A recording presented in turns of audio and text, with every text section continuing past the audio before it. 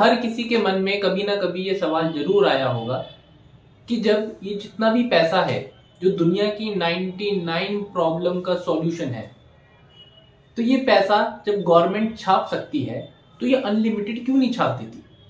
हम लोग जितना भी काम करते हैं इस दुनिया भर का, ये जो भी कोई बच्चा स्टडी कर रहा है, कोई सरकारी की तैयारी कर रहा है, कोई किसी चीज का एग्जाम दे रहा है, कोई जॉब कर रहा है, कोई बिजनेस कर रहा है, सबका मेन मोटिव एक ही है, पैसा। तो जब पैसा कमाने के लिए हम लोग इतनी मेहनत कर रहे हैं, वो कर क्यों रहे हैं? इससे अच्छा है कि भाई गवर्नमेंट के पास जब नोट छापने की मशीन है तो भाई नोट छापो और अमीर बन जाओ, सबको पैसा बांट दो। किस बात की मेहनत चल रही है ये बेकार की। लेकिन इसके पीछे भी कुछ लॉजिक्स हैं। अगर कोई काम कोई नहीं कर रहा है तो उसको ना करने के पीछे कुछ कारण है। क्या आपको लगता है कि गवर्नमेंट के माइंड में ये सवाल नहीं आए होंगे? आए होंगे। तो आज इसी पहेली को जानेंगे कि भाई एक्चुअल में इसके पीछे रीजन क्या है, बहुत ही सिंपल भाषा में।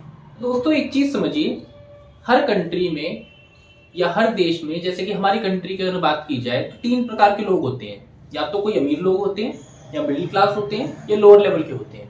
इन तीनों की जो इनकम होती है वो अलग अलग होती है। अमीर व्यक्ति ज्यादा कमाता है, मिडिल क्लास थोड़ा मिडिल लेवल का कमाता है, और लोअर क्लास वाला लोअर लेवल का कमाता है। जितना भी ये 3 लोग मिलके कमाते हैं, इनकी जो एवरेज इनकम निकाली जाती है उसी के बेस पे किसी एक वस्तु का प्राइस डिसाइड होता है, प्रोडक्ट का प्राइस डिसाइड होता है। अगर मैं इसे टेक्निकल भाषा में बोलूं तो sum of all value of goods and services produced is equal to the value of the currency in the market. मतलब ये है कि जितने भी गुड्स एंड सर्विसेज मार्केट में बनाए गए हैं वो बराबर होते हैं जो भी अभी करेंसी की प्रेजेंट वैल्यू चल रही है उसके। अब इसका मतलब ऐसे समझो, फॉर एग्जांपल कि अगर कोई गाड़ी 1 लाख रुपए की है, हमारी जो देश की पॉपुलेशन है फॉर एग्जांपल 100 लोगों की पॉपुलेशन है, तो 100 में से लगभग ऐसा मान के चलते हैं कि 10% लोग उस गाड़ी को खरीद सकते हैं। तो उस गाड़ी की कीमत 1 लाख रुपए है और कितने लोगों से खरीद सकते हैं? 10 लोग ने उसे खरीद लिया। अगर हमारी सरकार, जिनके पास अथॉरिटी है, नोट छापने की मशीन है, और वो नोट छापती चली जाए, तो वो जो 100 लोग हैं उन सब के पास जो लेवल ऑफ इनकम है वो बराबर हो जाएगी। इस वजह से क्या होगा? इस वजह से ये होगा कि जहां पर पहले 10 लोग उस गाड़ी को खरीद रहे थे, अब 100 के 100 लोग उस गाड़ी को खरीद सकते हैं। और डिमांड और सप्लाई के रूल के हिसाब से सिस्टम ये बोलता है कि जब किसी चीज की सप्लाई नहीं बढ़ती और उसकी डिमांड बढ़ जाती है तो उसके जो प्राइस है वो हाई हो जाते हैं। फॉर एग्जाम्पल आप लोकल मार्केट में अगर देखिए तो प्याज के रेट हमेशा तब बढ़ते हैं जब उसकी सप्लाई पीछे से आना बंद हो जाती है। और जब उसकी सप्लाई बंद होती है, क्योंकि लोगों को तो उसकी नीड होती है, तो उसके प्राइस कैसे हो जाते हैं? बढ़ जाते हैं।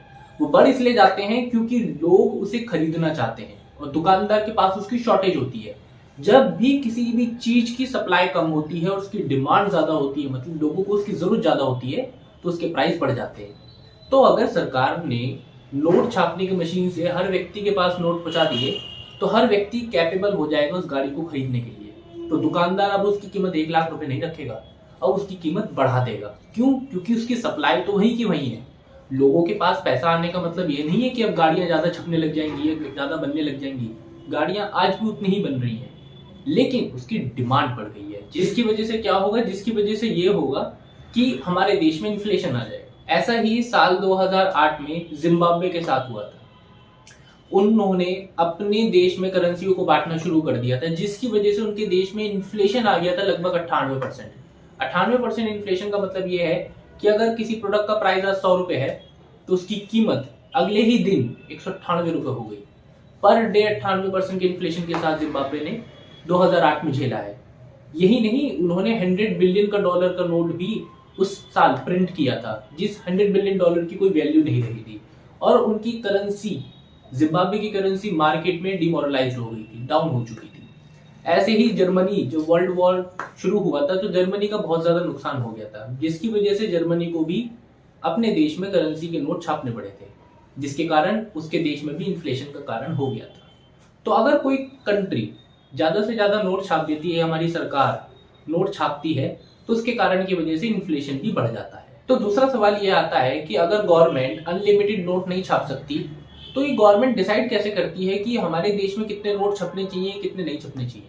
ये चीज डिपेंड करती है आपकी जीडीपी के ऊपर। जीडीपी होता है ग्रॉस डोमेस्टिक प्रोडक्ट, कि आपके देश में एक साल में कितने गुड्स प्रोड्यूस्ड हुए, कितने गुड्स खुद की मैन्युफैक्चरिंग से बने, और दूसरा ये डिपेंड होता है आपकी विकास दर के ऊपर कि आपका देश पर साल कैसे कैसे विकास दर के साथ बढ़ता चला जा रहा है।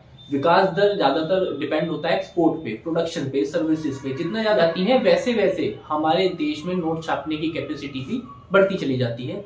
तीसरा ये डिपेंडेंट होता है आपकी आरबीआई पे, क्योंकि आरबीआई ही सारे नोट का संचालक होता है। और चौथा आपकी गवर्नमेंट। देश में नोट का इस्तेमाल किया जाता है या अदर वर्ल्ड में नोट्स का इस्तेमाल किया जाता है, ये 4 देश ऐसे हैं जिन 4 देशों के पास ये अधिकार है कि वो नोट का पेपर को एक्सपोर्ट या इंपोर्ट कर सके या उसके बेस पे प्रिंटिंग कर सके। अमेरिका पहला देश है जिसमें भारत भी आता है, जिसमें स्वीडन आता है और जिसमें फ्रांस आता है। ये 4 ऐसे देश हैं जिन लोगों के पास ये अधिकार है, जिन लोगों के पास ये राइट है, जो पेपर नोट हमारे देश में इस्तेमाल होते हैं, अदर कंट्री में इस्तेमाल होते हैं, उनको ये प्रोवाइड कराता है, एक्सपोर्ट और इम्पोर्ट करवाता है।